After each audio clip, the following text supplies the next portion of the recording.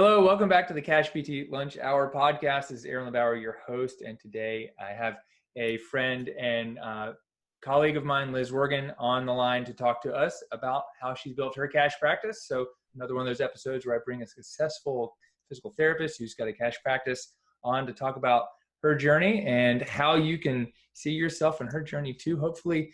So Liz, thank you so much for being here today. I really appreciate you taking the time to join us. Thank you, Aaron. It's awesome being here. Appreciate it. Yeah. So just give us some background, when did you get into PT and why? Like, what was the first thing? What led you to this profession?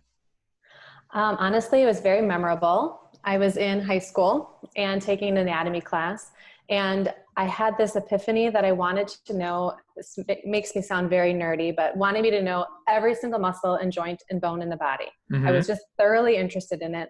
And, my teacher at the time had said, why don't you become a physical therapist? And I was a junior in high school. I'm like, oh, okay. So literally I just went into PT, not really knowing anything about it other than I wanted to know the body. Yeah. That's awesome. And then I was a runner and I got hurt and the PT helped me. So I have that story too. Mm-hmm. Okay. What was that? Were you actually like competitive or you just did it for fun? No, I was competitive just in high school, running cross country and track, and my hip hurt.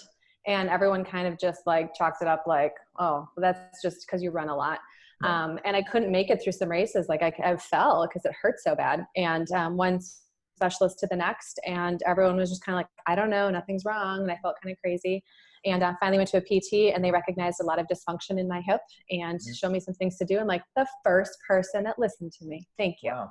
That's awesome. So that kind of just reiterated, I had that desire to learn about the body, and then I had that happen and it worked. So I went into Yeah, PT is awesome, isn't it? Yeah. And I was like, oh, they actually listened and they took the time, and Right. I didn't feel crazy. So it was cool. That's awesome. And so you went to undergrad and then you went directly into PT school. Like you didn't pass go, you just right? Yeah, I honestly just started applying to schools with PT programs and did that direct I don't even know what it's called anymore. Direct entry or direct admit. Yeah. Okay. Got my master's degree. You got out of school and you went and got a job somewhere? I did. Yeah. And at the time, I'm going to date myself, but I graduated in 2000 and there weren't any jobs open. So I had to volunteer for 3 months. Yeah. Wow. It was crazy. Was that right after was it like a healthcare bill that went through or something that made it? I'm not sure. I just knew that PT, like every 5 years, it seemed to fluctuate at that time. And I was in one of the low spots. But then I got a job and I did outpatient physical therapy the rest of the time for the most part. Yeah. Mm-hmm. Did you know at that time you were going to open a business? Absolutely not. No. Mm-mm. Didn't even think about it until, I don't know, a couple months before I opened. Yeah. I never thought about it. So what happened? So when was that? So you opened Juniper Physical Therapy, was it a little over a year ago or more? Right. Yep. It was a year, June 4th. Okay. So, Oh yeah, you're 1 year in business. Congratulations. Yeah. Thank you. Yeah, that's really awesome. So what happened a few months before? Like what happened beginning of 2018? Actually, I guess it was before that. I did have a trauma in my family where my sister passed away. And why I'm even saying that is because that was the launching pad for me. For the 10 years prior to that, I never really liked my job. And after I was in school for a couple of years, I'm like, Mom, I don't know that I like physical therapy. We just work with people who don't want to get better. And it's frustrating when I was doing my clinicals, but I just plowed through and I did it. And I experienced the same thing when I was doing PT in the outpatient world. There was moments where I loved it when I had the right client and it was the right situation. But there was so much time where I was just sharing patients with people. The communication wasn't great. And then seeing those people that don't want to be there. Right. And so for the last 10 years, I just was unhappy with my job. And after my sister passed away, it just made me realize life is way too short. Like you cannot keep doing something you don't love. I was going to become an urban farmer actually, because I didn't know what to do, like a hydroponic farmer. But then I started finding your podcast and Jared Carter's podcast, and then like, oh my God, there's a different way to do physical therapy. Like and everyone kept telling me, you are so good, Liz. You can't leave your profession. You can't go be a farmer. But I'm like, yeah, I can. But then when I started listening to you guys, I was like, there's a better way. Mm-hmm. And so I just started saving money and listening to podcasts. And then finally I'm like, there's no way I'm going to open my own business. There's no way. My husband does that. It's too hard. But after I got listening more and more and more, it made me realize it's possible. And then I just did it. Yeah. Was it hard? No. I mean, yes, but no. Yeah. Like, okay, it depends on what you mean by that. Right. It's a lot of work, obviously. But to actually like leave and start, it wasn't that bad. Yeah. Yeah. Were you working somewhere like doing pretty good, doing pretty well financially versus like, was it like some people are too comfortable? Like, I don't know what you were doing, but like some people are really comfortable. Was it not worth the payoff? Was it, you were being micromanaged, or you were just like, I just don't love it? I just didn't love it. And I was forced to like mentor new grads constantly and never grow in my own skills. Mm-hmm. And every time I had a creative idea, I literally felt like I was in a box and that the box was getting wrapped with chains, and I just could not do it another single day. And even my boss was just like, I knew this was coming. Every great idea you have, we just can't implement because it doesn't work in this system. And I'm like, yeah, I know. Right. So yeah, no, what was the question? Well, what was the breaking point? Was there something that happened? You were like, done. No, I mean, it just was, yeah, I guess there was. I did have one of my bosses sat down with me because I missed a Christmas party and I didn't think it was mandatory. And I didn't go because I had a million other things to do. And she sat me down and put her glasses down and looked at me and talked to me like I was 5. And I had been there for 10 years. I'm like, oh my God, I am not even being treated like a professional at all. And that was kind of the permission point that said, you're done. Yeah. It was just kind of the final thing. Yeah. Yeah. Yeah. I've been there too. Not lately. Yeah. When I've been there, I was like, man, I'm an adult and you're talking to me like I'm high school. Yeah. It didn't feel good. Yeah, no. Right. So what was the next step? So you listen to some podcasts, you decide like, I can't work in this job anymore. Like I'm not being treated like with like a respect, like I've been here for 10 years. What'd you have to go through? What'd you have to do to take the next steps? Well, I knew I was comfortable with getting a paycheck all the time, and that was really easy. The next step was really to convince my husband that taking this risk of not having that steady paycheck, that he was going to be on the same page with me, and that he understood what I had been listening to for podcasts the last couple of years. And all he said, he's like, well, and I said, well, I'm just afraid that I'm going to take this risk and then I'm going to fail. And then what kind of position am I going to put our family in? And he said, what? You're not going to fail?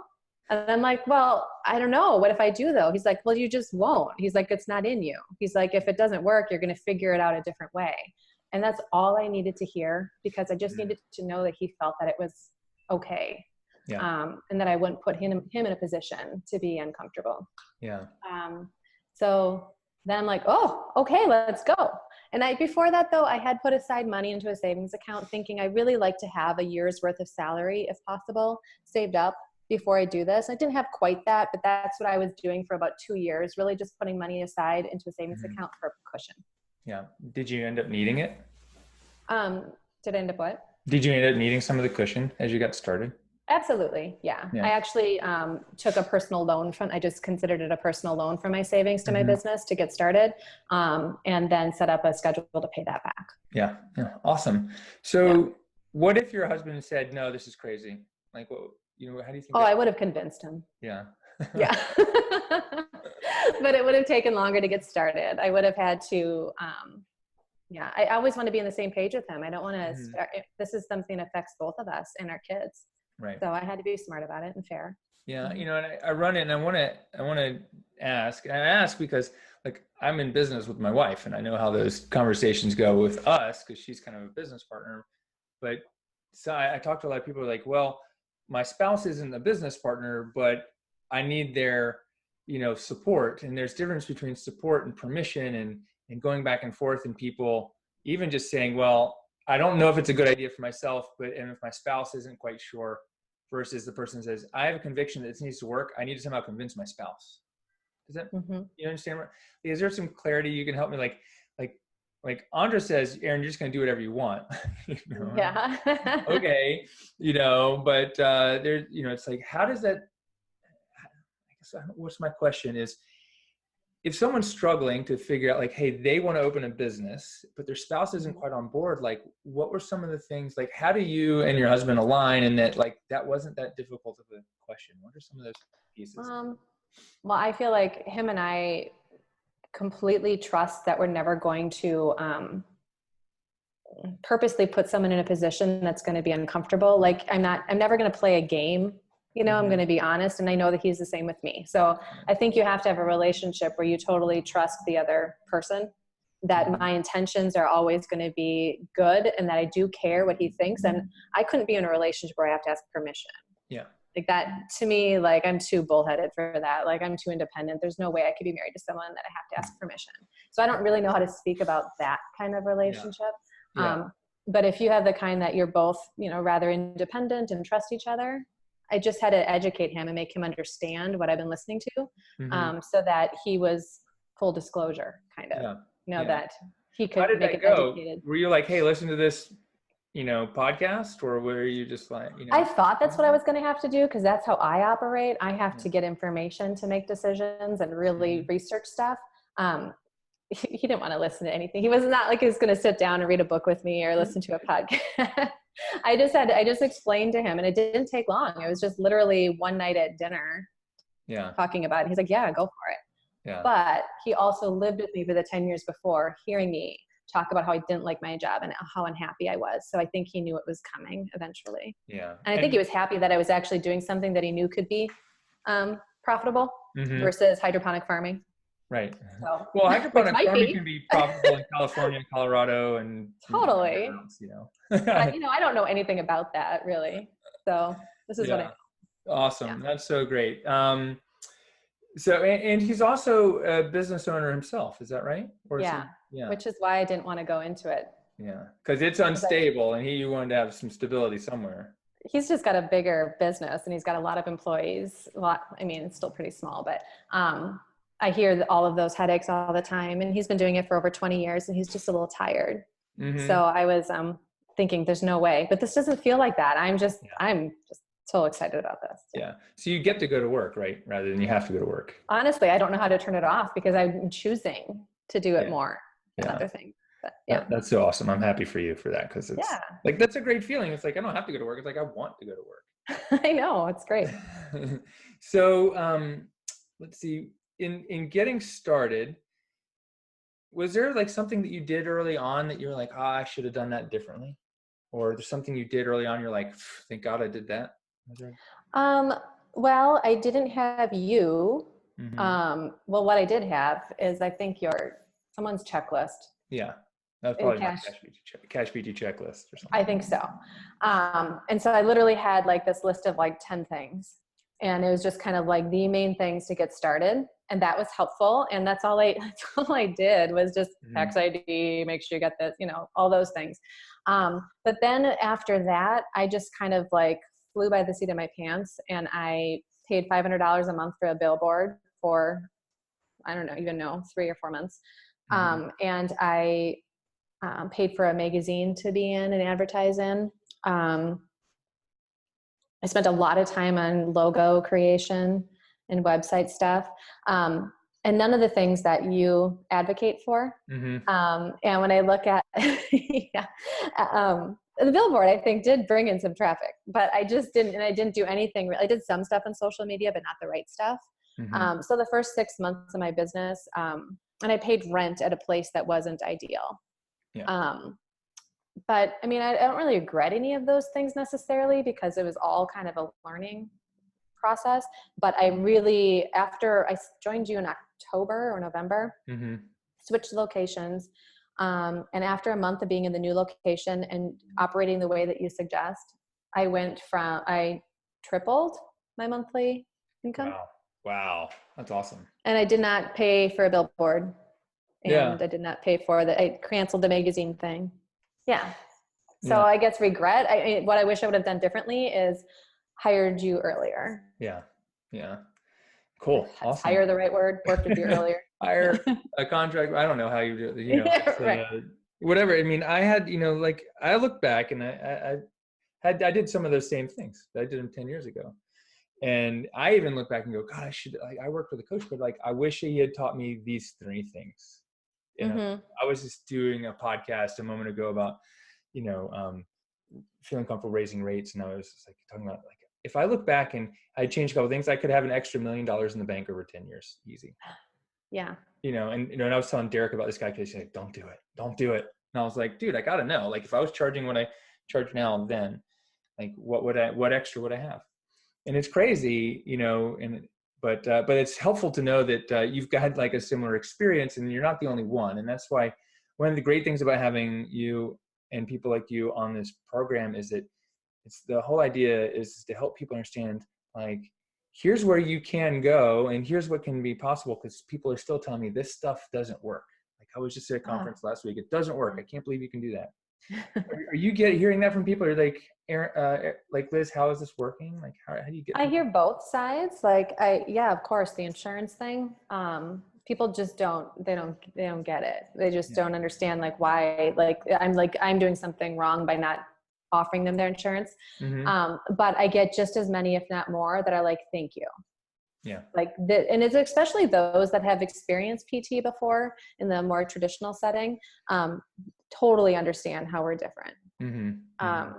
And yeah, I mean, that's something every day that I have to, I mean, our society, that's what we're used to. Yeah. This is the insurance world. How do you handle it when someone says, Liz, I don't know, like, you need my, I can't believe you don't take my insurance, or like, if you only took my insurance, or you don't take my insurance, so I can't, how do you handle those conversations? I'm still working on my language with that, because sometimes depending on my mood, I can get almost defensive. So I have to really try. So I usually just say, well, there's so many reasons that I don't accept insurance.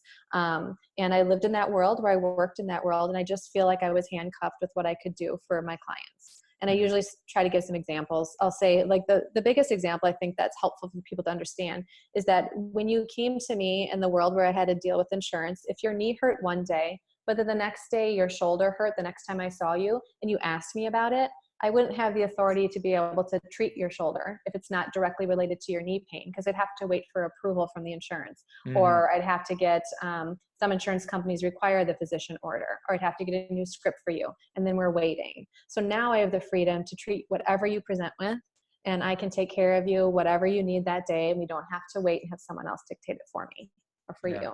That's awesome. So I try to give how do people examples. respond? Like, are they like, oh, I totally get that? Or yeah, it usually goes into a conversation with like, oh, insurance is so annoying, isn't it? Like, that's usually where it kind of goes to next, and then they get it. Yeah. Yeah.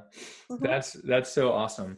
So what's changed for you and your business over the last few 6 to 7 months? So you spent the first few months, and then since October, like, you've changed a couple things with your business, your vision, mission, all these things. Like, so what are some of the big things that you've changed, and how's that impacted your business? And I would say getting my USP, like who my target audience is, kind of down to a better niche. Really trying to figure out who do I like taking care of, and really defining that. That was hard to come to because I was such a generalist for 18 years that I didn't really know. But once I got that client in my door in this setting, I knew exactly who I loved working with. And it made it so much easier to figure out how to write content. Yeah. And I think that's the biggest thing that's changed is my content still isn't great. Just not super comfortable with all of that, but I've done a lot better job than I did the first 6 months. And I get people coming in saying, I've been watching you on Facebook and I really like what I hear. And so I know that it's working. So that's a big thing that has changed. I've done more targeted marketing. I've also doubled my rates. Yeah. So, I started off much lower. Should we talk about the numbers okay? You can talk about the numbers. Okay. I started off charging $100 a session. And I was also not doing packages or programs. So what was happening is I was getting people to come in for the eval, And then I would recommend, whatever, 5 to 8 sessions. And they say, well, we'll just see what happens next time. And they were just doing one at a time. And then they might've gotten their pain down and said, oh, I'm fine now. So we're good. And that was done like after 3 visits. And it just kept happening over and over again. And then, but that's kind of what I was used to at the other clinic. Because it's like, once your pain is gone, then you're kind of done. Mm-hmm. And so what's really revolutionized my therapy is just talking about phases.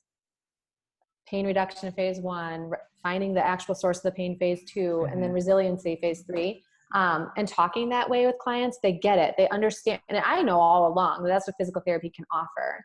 But I never really phrased it in a way that meant anything to a client.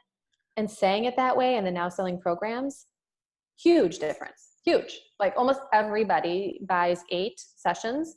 They pay for it. They're done. Money conversation is over. And then we just take care of them.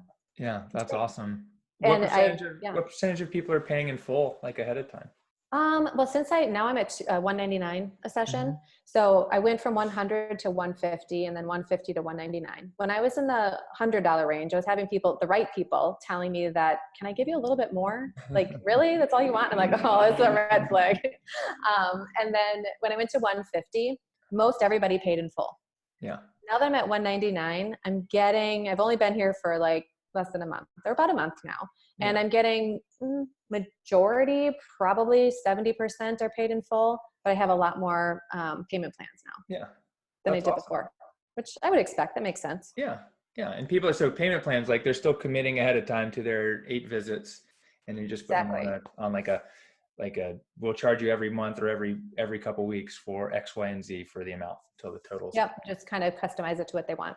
Yeah. Or what they can afford. Awesome. That's mm-hmm. awesome.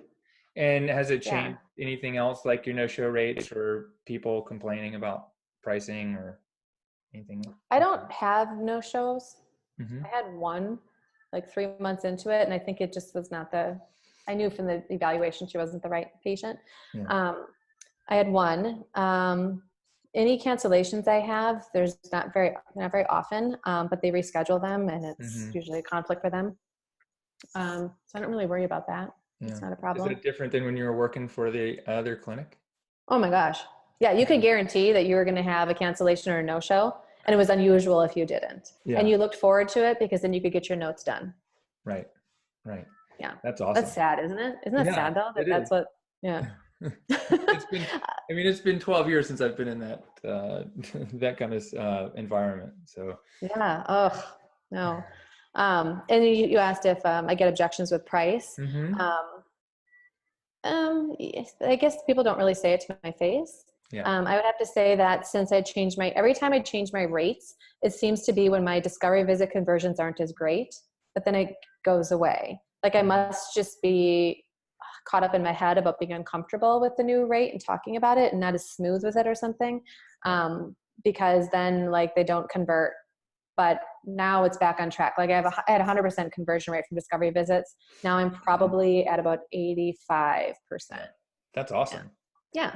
Wow. So what do you say? What are you doing? Like how are you getting like such a high conversion rate? Well, I'm a visual person. And I also like, if I get a little bit nervous or if I feel things aren't quite right, I mumble a lot mm-hmm. and kind of keep talking and it's uncomfortable. So I put it together in a visual little packet. So I have this little, actually have it right here. I have this little guide. Mm-hmm. And so what I do is when, after the discovery visit's over, I open that up and I go through and it explains like, why am I different? What kind of experience are you going to expect to get here? How payment works. And I use the word transparency a lot. I think it's mm-hmm. a buzzword in healthcare and how it's not transparent. Right. So I then go through all the pricing and how they pay for things. And I don't know, it works. It works for me. Yeah. So awesome. And I think people appreciate seeing it out too, so they can remember. I've done it I didn't do it this way. I just started this a month ago and I didn't have very many problems before either. But I feel like with this new jump in price, I felt like I needed something for myself. Mm-hmm. So I don't know how long I'll use that, but yeah, that's great. For now, it's good. Yeah. That's awesome. So, gosh, I had another question in my head all lined up, but that was great. I think you answered it. So what is it that you've done like that is allowing you to find the right patient? So is it, and get people in who are basically saying yes, 8 and a half out of 10 people will say, yes, this sounds good. So what is it you've done or changed? So you've got your USP, you're speaking to people. Is there something else that you've changed, or like, is there places that you changed it, whether it's social media, website, like what did you change that now like you're able to do what you're doing? Well, a couple of things. I keep updating my website so it appeals more to my ideal client. It's a she, and she's like 35 to 55 and active. And so I think about a lot of times, where does that person shop? Where do they, what do they like? And so I'm changing my language in how I present the images and everything like that, to her. I'm also doing, workshops now that are in locations where they like pop-up things. I started the advertisement for it now. Our first one's on Tuesday. We're going to the local wine bar and we're doing a productive postures pop-up workshop, how to get people to get their stuff done around the house without hurting themselves. And the biggest thing that I think that has been a big boost for me is I've kind of partnered with a registered dietitian, and we created a business venture called Bhavana. We just labeled it something different. But it's where we're going to be creating a tribe of our perfect clients. And so we're marketing to them, and it's been fun. Ashley and I have a really good vibe together, and people for some reason love our videos. Like she's just really funny and quirky, and I'm just always the more serious one. And so the two of us together, we had like thousands of views of this really silly video. So I think that's helping, because together we both want the same type of person. Yeah. And by talking that way, we're working together. And we know that wellness, we want nutrition, good nutrition, we want good activity and physical therapy stuff. So I don't know, that's really helping. That's awesome. Us too, so. And that's part of, you've got this like longer term vision of what you want to create. Yes. And so tell it, like, how does Bhavana and Juniper and what you're talking about, how does it fit into that? What's your big vision? My big vision is always to have a wellness collaborative where there's a physical location or at least a network of wellness providers or practitioners. So massage, personal training, registered dietitian, mental health provider, maybe chiropractor, maybe. All those type of people working together. Because I couldn't tell you over and over again, when I'm seeing clients in therapy, I hear them talking to me about how their nutrition could be better, or they've got mental health blocks, things that they could use for that. And I never believed that one person can do it all. And to create a team like that, it's hard for people to, at least in our community, maybe it's different other places, but they don't know where to go. And so if we can create at least a network of like-minded providers that we can say, hey, I know this person can help you. So I'm hoping to have a physical location though. We own a building that has a ton of square footage, and actually have them all under one roof and work together, so that there's one person triaging for a client. Like, what do you need? That's awesome. But the other half of Bhavana is I also really want to have a lot of fun adventures outdoors, doing healthy things and eating healthy food. And when you asked me at our mastermind, like, what lights you up? My favorite thing to do is be with a bunch of women doing something that's good for us, laughing and having a great time, having a glass of wine and having good food. And you're like, well, make that a business. Really? I can make that a business? Sure. Really? And so that's kind of how Bhavana started. And it's going to be the wellness collaborative dream, as well as that active adventure thing. And Juniper just kind of fits right in there with the physical therapy being a piece of it. Yeah. So. That's so awesome. That's so cool. Yeah. It's so fun. What progress have you made on creating that, like, those wellness retreats? Are you kind of planning those out, or are you close to doing that yet, or? Well, we're at this point, we're doing workshops together. So people see us doing things together, and they're just workshops at this point. We're hoping in fall to have our first weekend retreat. Live in Wisconsin. There's a place half hour north of here, a really good park that's called Maribel Caves, where you can kind of adventure through the caves and around that park. So do something there. My partner, Ashley, is a meditation specialist and a yoga instructor. So we're going to do something with that. And then Kohler, I'm sure you've heard of Kohler fixtures and whatever. Kohler is not far from us. And they have a really fancy lodge up by Lambeau Field by the Packers. Okay. And have a night there. So it feels kind of fancy and special, but also active and healthy. Oh, that's awesome. And you're up near Green Bay, is that right? Yeah, I'm like a half hour south of Green Bay. Okay. Yeah, I race bikes through Manitowoc and Milwaukee and all that. I think I told you that, right? Yeah, I wish that was still here. Yeah, Yeah, that was cool. it's not, and I'm not still racing, but it was a lot of fun. It was a great area. The summer's beautiful there too. Oh, it is. Yeah, we have a really pretty day today. Yeah. Yeah, that's so awesome. So long term, like what's your long term goal? Like, so why is all this so important to you? It's, what's 10 years from now? What's like, what are you really pushing all this for? Well, the reason why I push this now is because I realize I need to be happy in my life. I need to do stuff that lights me up. I can't just be like, oh, dreading going to work every day. That's a huge part of your life.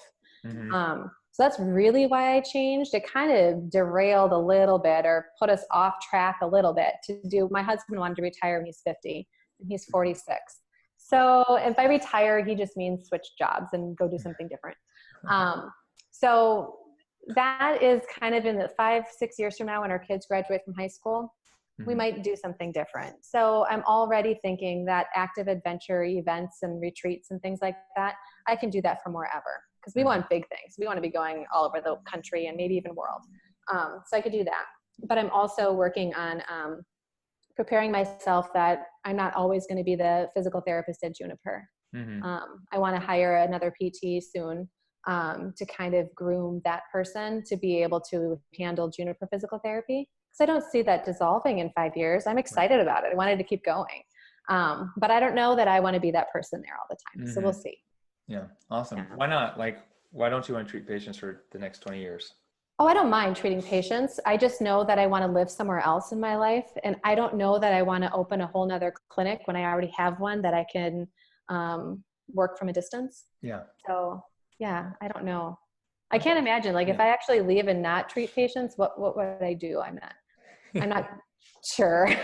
Probably find something to do. I mean, I just learned that things are constantly evolving and changing, and at least I'm happy. I'm on the happy track and I'm doing things that I enjoy. So yeah, that's cool. I mean, it sounds like with what you're doing, it's something that you can evolve through, and you're creating systems and setting it up so that you're putting in the foundational work, but eventually you won't be working in your business. You'll be working mostly on your business. Is that? Exactly. Yeah. And all the systems that you talk about, I have for the most part implemented, and it makes a big difference. Yeah. And how is that? What difference is it making to you right now? Well, if we just even talk about like email automation, I feel like I'm keeping in touch with my clients, even though I wrote those emails 4 months ago. And I go through them and I update them, but at least, and I get people reply to them and then I reply back. Yeah. So it's just kind of nice that I've already put all that work in, and then I get like, oh yeah, my pain is great today. Like I feel better today. And they're replying to something specific I said. Or yeah, I did take that Epsom salt bath. Thank you for the whatever. And I'm like, oh yeah, I wrote that. But it's just nice because then I'm staying in touch and I can, I don't know. I think the follow-up is amazing and clients really appreciate that. Yeah. That's awesome. Isn't it? Yeah. It's great.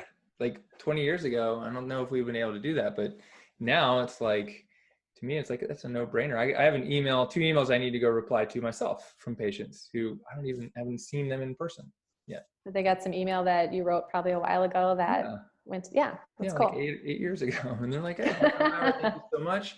Caitlin's so great. And I just appreciate your customer service. I was like, oh, great. I don't have time to reply right now. I'll come do it later. But it's like, it's awesome. Could you imagine if you had to do emails individually to everybody? Like you couldn't. No, it's too much work. I'd forget who everyone is. It's people. And it's just like, you would just follow up on the phone and maybe send out a piece of paper every once in a while.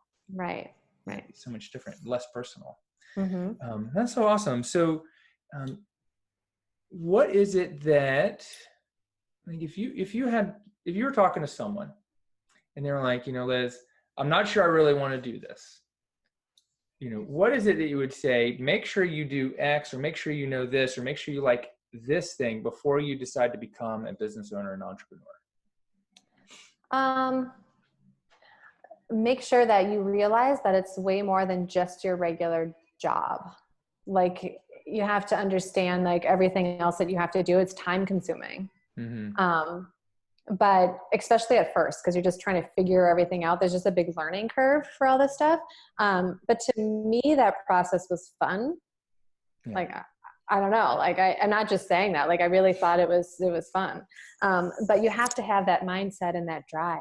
Mm-hmm. Like if you just really think it's just going to be easier, it's not, it's just more enjoyable. Right.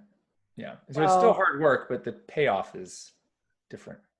Yeah. And control your spending. It's really easy to get super excited and want everything to be perfect and pretty. And I usually have a hard time controlling my spending because I like to shop, but I did control my spending with this, and it makes a huge difference. And I'm glad that I really stuck to that. I don't know. It makes you feel more financially secure, and that makes it easier. What's one expense that you put off? What's something that you're like, I Toys for really the wanted this? equipment. Yeah. Like equipment for the clinic. Like I would love to have it fancier. Like I would love to have a TRX strap and kettlebells and a Pilates machine thing. Like I have a list of all these things I want. But I don't need any of those things. Yeah. I can do therapy without that. But yeah. Yeah. There's wants and needs, and then there's, other ways to make it happen. Yeah, I'd like a big mural across my wall. It'd be beautiful, but it's not, I don't need that. Yeah.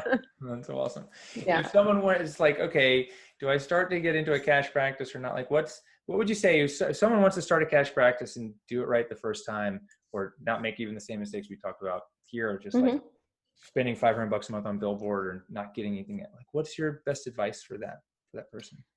I would say that as soon as you can afford to have someone help you, whether that's a business coach or probably the business coach, because if you can get direction right away, then you're going to be on the right path from the beginning.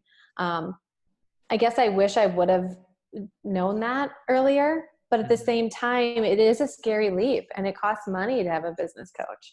Yeah. So at first, if it depends on your personality, if you're someone that can like afford to and are okay with taking that leap, I would do it immediately. If money wasn't an issue, I would do it immediately. The very least, I love how you offer getting into having a business coach, because getting all those little steps of information, it might have been too overwhelming having a coach right away. For me, it would have been. I like being able to have like your webinars and then some of your other courses and kind of ease into it.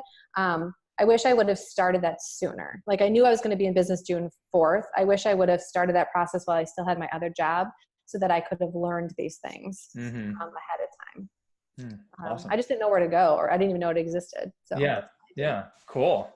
Yeah, I think I remember you posting in the CashPT Nation group, and I responded, and we got on a phone call, and I was like, I think you had said, I think I remember you were like, hey, you were looking for a coach, and I think like I responded to you, and we got on a call, and I didn't know I was looking for a coach. I didn't know what people offered or like what I needed. I just like, oh my gosh, I need direction here. I'm flying a million different directions. I don't know where to focus. What did you think you needed?